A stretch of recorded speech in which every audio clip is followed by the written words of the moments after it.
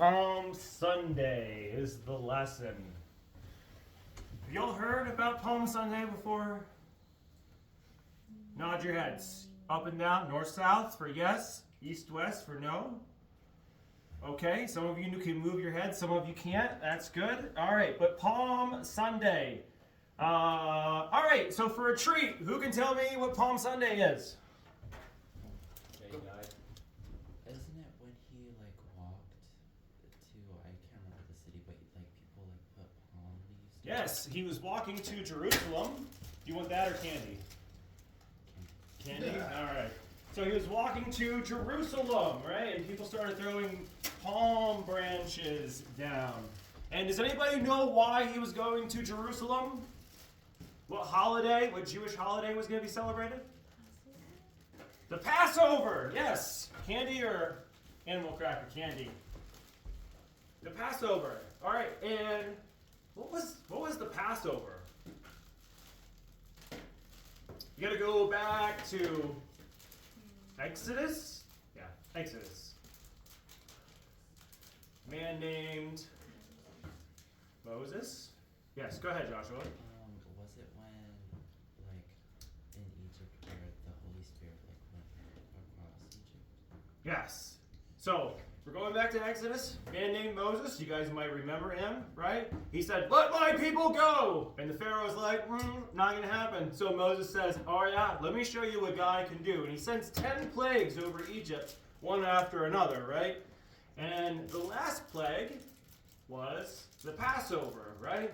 And so they had all of the Jewish households take a lamb, and I'm sure there's more specifics I'm leaving out, but we're not studying the Passover. We're just talking about it real quickly. They took the blood and they painted it over the doorway of each and every house, right? Because what was going to happen was the Holy Spirit was going to pass through all of Egypt and kill the firstborn child, right? And not just the human children, it's actually going to kill animals too, right? Believe it or not. So, and then the blood of the lamb was to protect the household, right? And so the Holy Spirit would pass over that house and not kill the firstborn child, right? So this is a very, very, very old Jewish holiday, right? It goes back to the very beginning of Judaism with Moses, right? Right before they leave Egypt, right? If you ever need to remember Exodus, exiting Egypt, right? That's how I remember it. So now you can too. So when we go to study Exodus, you'll remember that. So anyways, this is Palm Sunday. And it's 1 week before Jesus dies, right?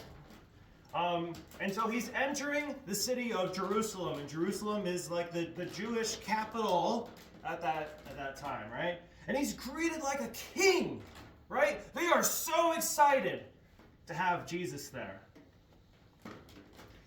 And so we can actually see the story of not the Passover, of Palm Sunday in all the Gospels. We're going to read it here from Matthew. They're all very much similar. Matthew just gives us a little bit more information. But I would tell you to go read the other Gospels because sometimes you get little tidbits from the other ones that you don't get from just one. So before we'll just go ahead and start reading. As they approached Jerusalem, this is Matthew 17, not 27. Sorry about that. As they approached Jerusalem and came to Bethphage of the Mount of Olives, Jesus sent 2 disciples, saying to them, "Go to the village ahead of you, and at once you will find a donkey tied there with her colt by her. Untie them. Bring them to me. If anyone says anything to you, say the Lord needs them, and he will send them right away." This took place to fulfill what was spoken through the prophet. "Say to daughter Zion, see your king comes to you gentle and riding on a donkey, and on a colt, the foal of a donkey." The disciples went and did as Jesus had instructed them. They brought the donkey and the colt and placed their cloaks on them for Jesus to sit on. A very large crowd spread their cloaks on the road, while the others cut branches from trees and spread them on the road. The crowds that went ahead of him and those that followed shouted, "Hosanna to the Son of David! Blessed is he who comes in the name of the Lord! Hosanna in the highest heaven!" When Jesus entered Jerusalem, the whole city was stirred and asked, "Who is this?" The crowds answered, "This is Jesus, the prophet from Nazareth in Galilee." So man, there is a lot going on here on Palm Sunday, right? So first of all, Jesus takes two of his disciples, and I just want you to know, he always sends them out in pairs, right?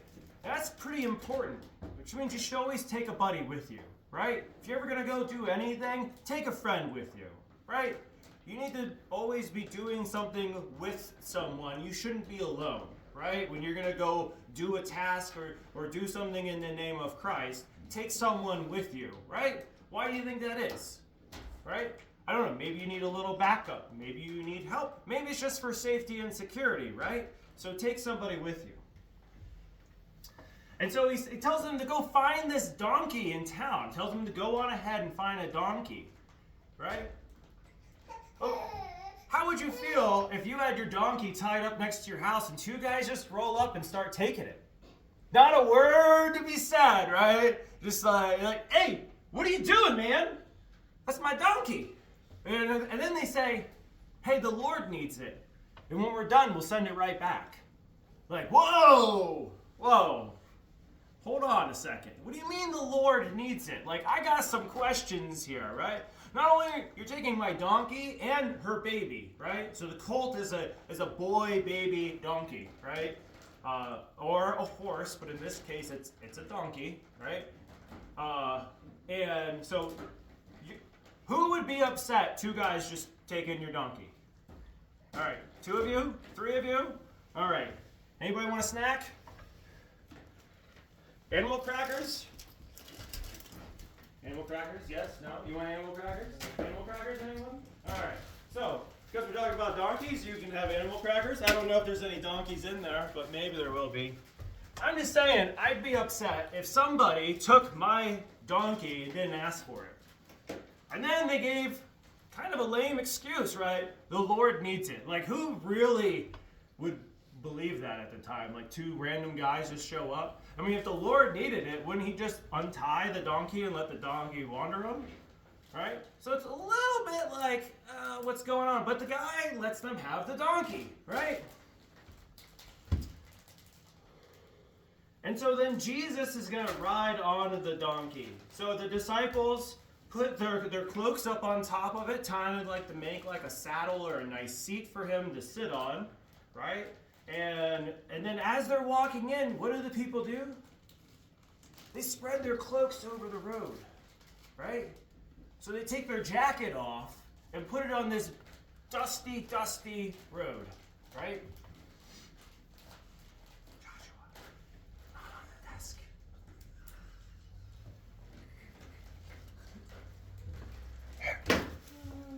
Okay, so the donkey. Do you know what's really cool about donkeys? They're pack animals. What do you see on the donkey? Right. A cross. Now, I don't know this for sure, and I've never found a biblical account that there was not a cross on the donkey beforehand. All right? But there is lore to say that after Jesus sat on the donkey, there was a cross on the donkey's back. And I'm just one here to say that too much of a coincidence is not a coincidence, right? You know, some people will be like, "Oh, it's just a biological marker." I'm sure somebody who went to school for biology could tell you that maybe that's true. But I'm just saying that it's too much of a coincidence for a cross to be on the back of a donkey for it to not be Jesus, right? So I think that's really cool, right? I didn't learn that till I was at like a zoo somewhere, and they're like, "Oh yeah, look at the cross on the back of the donkey." I was like, "Oh my gosh, that's so wonderful, right?" But if you don't know, the donkey is a sign of peace, right? And I forget who it was, and he was riding into the city, and he was riding on a donkey, right? And he came riding on a donkey instead of a horse, right? Because if you ride on a donkey, you're riding as a sign of peace. If you ride in on a horse, you're declaring war, right? So Jesus comes riding on a donkey. Now, what's strange about a donkey is that if you're a king, you're a big, powerful king, right? And people are calling him King of the Jews. Would you find yourself riding a donkey? Right? Do you think the King of England would ever find himself on a donkey? Do you think Donald Trump would ever find himself on the back of a donkey? Or Right? No. You know? So if you're a big, powerful person, you're going to show off your might on the back of a horse and not a donkey. But Jesus isn't about showing off his power, right? He's about showing peace, and he's about showing forgiveness of sins, right? And he's about truly glorifying God's power and might. So he comes on the back of a donkey. So the next time you see a donkey and you see the cross on the back, you can think of Jesus. Now, remember, not all donkeys have the cross. Some do, some don't. And now we have Shane's favorite part.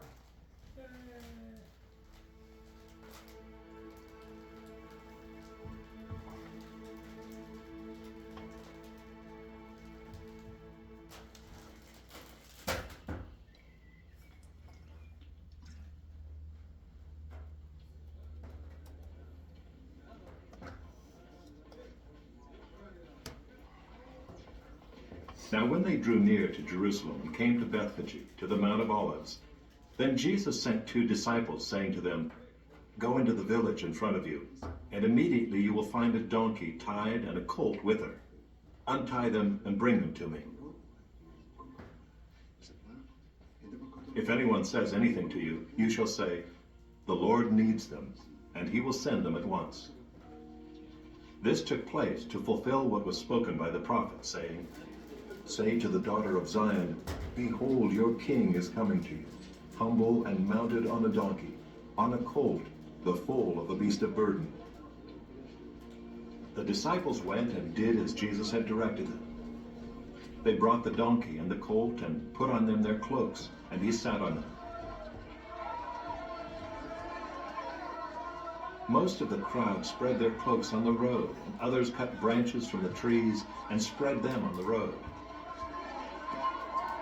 And the crowds that went before him and that followed him were shouting, "Hosanna to the Son of David! Blessed is he who comes in the name of the Lord! Hosanna in the highest!" And when he entered Jerusalem, the whole city was stirred up, saying, "Who is this?" And the crowds said, "This is the prophet Jesus, from Nazareth of Galilee."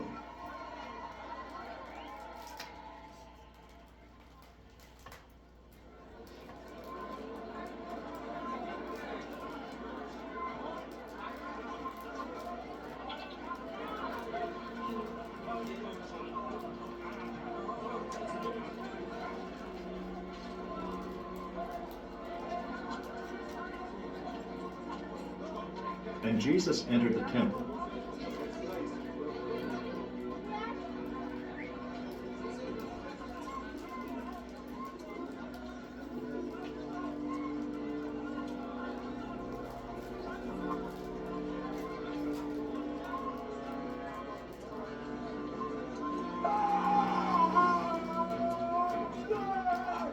And drove out all who sold and bought in the temple. And he overturned the tables of the money changers and the seats of those who sold pigeons.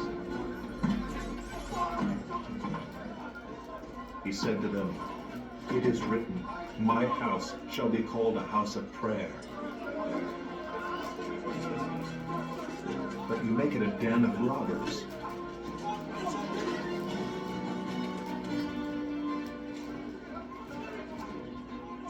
And the blind and the lame came to him in the temple, and he healed them. But when the chief priests and the scribes saw the wonderful things that he did, and the children crying out in the temple, "Hosanna to the Son of David," they were indignant. And they said to him, "Do you hear what these are saying?"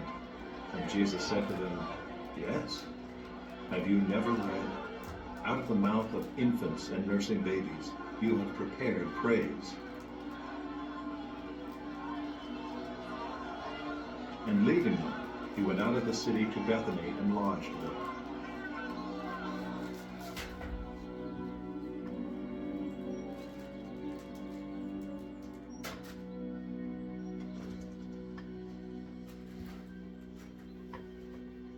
In the morning, as he was returning to the city, he became hungry. And seeing a fig tree by the wayside, he went to it and found nothing on it but only leaves. And he said to it, "May no fruit ever come from you again."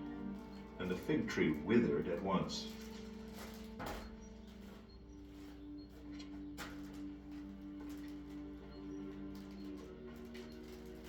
When the disciples saw it, they marveled, saying, "How did the fig tree wither at once?" And Jesus answered them, "Truly I say to you, if you have faith and do not doubt, you will not only do what has been done to the fig tree, but even if you say to this mountain, 'Be taken up and thrown into the sea,' it will happen."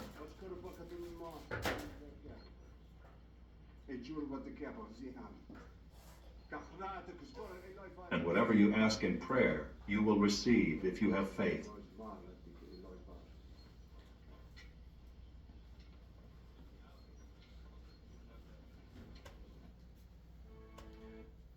Okay, so that was all from Matthew 17, right? The very beginning of Matthew 17, where you have the story of Palm Sunday. He's coming in on the donkey, right? So we're all kind of now like visual learners, right? A lot of us don't learn very well from just reading sometimes, because that's not really how we grew up. We grew up with TV and stuff, so we're used to seeing things. So hopefully that helps you visualize Matthew 17 a little bit. I found this video online, so I decided to just put the whole thing in there. If you continue on in Matthew, he goes into the temple, right? And we learned about this in the book of John. He goes in and he flips over tables and lets animals go, and he's mad, right? He's mad at the money changers, right? Because only certain money, pure like the pure Jewish money, could be used at the temple, and then you can only use that money to buy the sacrifices that you needed, right? And you could only buy the sacrifices from right there, and then they increased the prices because it's a commodity, and Jesus didn't like that, right? Because they're making money off of religion, and that's not the way it's supposed to work, right? And then after that, it kind of goes into a strange story, right, about this fig tree, right? And the fig tree is not producing any fruit, so he tells it to wither up, right? And it'll never produce fruit again, right? And we always know that Jesus talks about producing fruit. We've talked about this before. What does that mean, right? And then the disciples are yet still amazed by something that Jesus does. I mean, they've been following him around for almost 2 years, and they're still amazed. You would think like they'd almost be like, "Man, yeah, he did another miracle. Oh, another blind guy saved. Another lame man walked. All right, Jesus, you got anything new?" Right? Because you think they've seen enough miracles, they would almost be kind of getting tired of it. But this was a whole new thing with a tree. So, Palm Sunday, right? They're treating Jesus like straight up royalty. Now, Jesus was almost like a rock star of Israel at the time, where people went, crowds gathered, right? People wanted to see his miracles. They wanted to hear his teachings, right? The word rabbi, when they call him rabbi, it means what? Teacher, good job. So he's going around and he's teaching everywhere, and where he goes, crowds gather, right? Now, some of the times crowds gathered and they wanted to stone him, right? But that's a whole nother story. People have different feelings about certain things. We're going to talk about that a little bit in the next lesson. So some of them, they start grabbing their robes and cloaks and they start putting them on the ground. Now, I'm not talking about a paved road, right? We're talking about a dirt path, right? And then they can't just take that robe home and throw it in the washing machine and the dryer and have it ready for the next day, right? So they're taking their clothes And they're laying them on the path for Jesus to walk on to keep his feet from getting dirty, right? This is something you would do for a king, something you would do for someone you're showing great respect to, right? And so the people in the city are welcoming him in and treating him like a king, right? They're also grabbing palm branches, right? And they're grabbing them off the side of the road probably, cutting them and laying them down. It's a lot of work for someone, right? It's a lot of work. But it's an act of submission. They're submitting themselves to Jesus, right? But Jesus was here to save them all, and that's why he was coming into Jerusalem. But what's sad is, less than a week later, they changed their minds about Jesus. So now we're going to talk about Barabbas. Anybody know another name for Barabbas? It's actually Jesus Barabbas. His name was also Jesus Barabbas, right? And if you don't know the story, we're gonna read it here. Barabbas was not a great guy, right? I think he's mentioned as an insurrectionist and a murderer, right? And he is going to be, he has an execution date, right? He's going to be crucified, but something stops that. So we can read about Barabbas in Matthew 27, Mark 15, Luke 23, and John 18. So all four Gospels, they're all very similar. And like I said, you can read the different ones. You can pull them up. Actually, what's really great? ChatGPT for this. You'd be like, hey, give me all the verses of Barabbas in the Bible, and it'll show them to you, and then you can even give you a comparison of what's different, or you can just go read all four of them, right? So here we are. We're in Matthew 27. This is where I was supposed to have the 27 at. And so here we go. So now it was the governor's custom at the festival to release a prisoner chosen by the crowd. Interesting. At that time, they had a well-known prisoner who was Jesus Barabbas. So when the crowd had gathered, Pilate asked them, "Which one do you want me to release to you, Jesus Barabbas or Jesus who is called the Messiah?" For he knew it was out of his self-interest that they handed Jesus over to him. So Pilate did not want to kill Jesus. He found no wrong in him, right? But he was giving them a chance, the crowd a chance to release him. He was doing this because of the Pharisees, right? So while Pilate was sitting at the judge's seat, his wife sent him a message. Wow, now his wife's getting involved. "Don't have anything to do with that innocent man, for I have suffered a great deal today in a dream because of him." Wow, that's pretty amazing, right? The wife of this Roman governor having a dream of Jesus the day before he's supposed to be executed. But the chief priests and the elders persuaded the crowd to ask for Barabbas and to have Jesus executed. "Which of the two do you want me to release to you?" asked the governor. "Barabbas, Barabbas, Barabbas," they answered. "So what shall I do then with Jesus, who is called the Messiah?" Pilate asked. They all answered, "Crucify him! Crucify him!" All right, I want all of you to yell, "Crucify him!" together. Ready? 1, 2, 3. Crucify.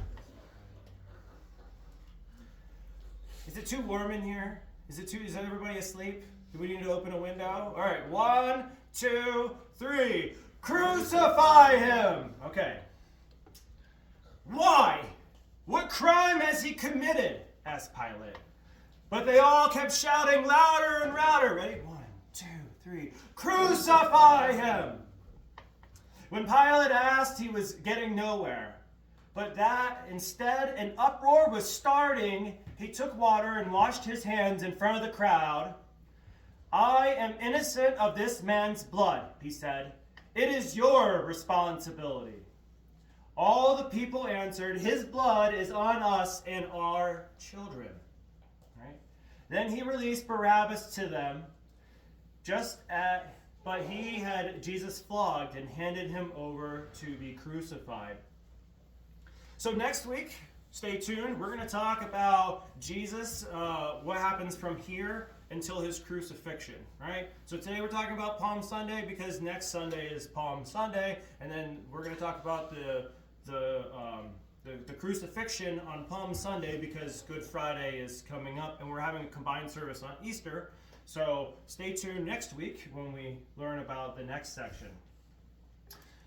So Pilate is basically, he's like, you know what? I'm washing my hands. He literally washes his hands in front of the crowd and says, his blood's not on me. And the crowd takes responsibility for all of this, right?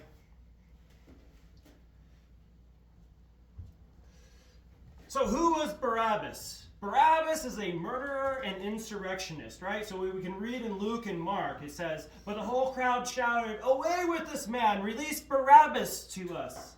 Barabbas had been thrown into prison for an insurrection in the city and for murder.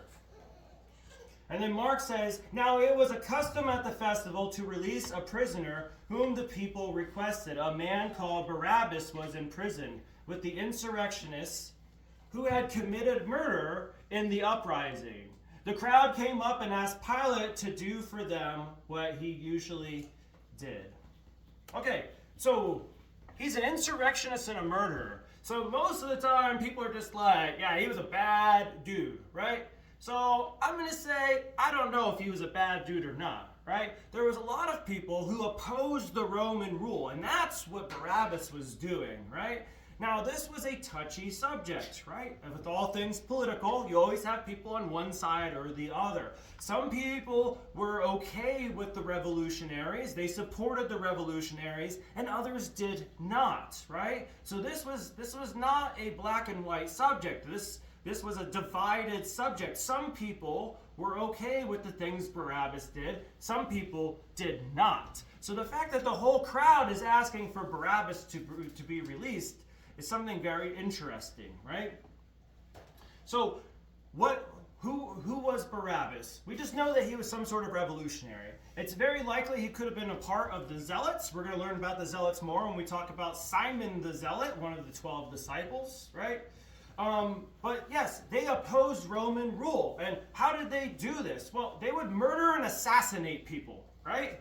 They would have riots in the streets, right? People were getting hurt and killed because of these these insurrectionists to the Roman rule. Now, some people thought that this was okay, and some people did not, right? And you're like, well, if you're a Jewish person, why would you not be okay with it? Well, okay, they're kind of a radical group, right? And with any radical group, they had, misdealings inside. They had problems within their own people, right? The other thing is, if you kill a Roman soldier in one neighborhood, those Roman soldiers are going to come in there and make mayhem for the people that live there, right? They're not just going to be like, oh, you killed one of our soldiers, I guess we'll just let you have a nice day, right? Who's gonna do that, right? So when these revolutionaries or zealots were causing problems, they weren't just causing problems for the Roman soldiers and the Roman governors. They were causing problems for the whole neighborhood. And like I said, some people supported them and some people did not. Okay, so Barabbas, he deserved this punishment one way or another, right? It's not for us to really determine his guilt, right? You're supposed to follow the laws of the government that you're in, right? So he led an insurrection. It probably hurt people, right? Property was probably either stolen or destroyed, right? And it's very likely that people had died. You know, maybe Roman soldiers died, but also maybe some Jewish people did too, because you're kind of causing a commotion. So, just like Barabbas, we too deserve punishment, right? What is the punishment of sin? Death and eternal suffering, right? So aren't we too guilty of sin? But that day, Jesus took the place of Barabbas. Barabbas was supposed to be crucified, and one could be saved. One. We had Barabbas, who was an insurrectionist, and we had Jesus, the Messiah, the one who comes to save the earth, right? One of the greatest teachers of all time. Even if you didn't know who he was as the Son of God, you knew that he was a great teacher, right? So just like Barabbas, we deserve the punishment. But Jesus did nothing wrong. Jesus lived without sin. And Jesus took the punishment of the whole world. So when you look at Barabbas being freed that day, right? There was the opportunity for Jesus to be freed, and Pilate lets it up to the crowd. And the crowd chooses Barabbas. And so Jesus takes Barabbas' place to be crucified. Just like Jesus takes our place and our punishment for sin each and every single day. So, when you think about Barabbas, you should look in the mirror, right? Because we are Barabbas. No sin is greater than another. All our sins deserve punishment. But each and every single day, Jesus takes that place for us.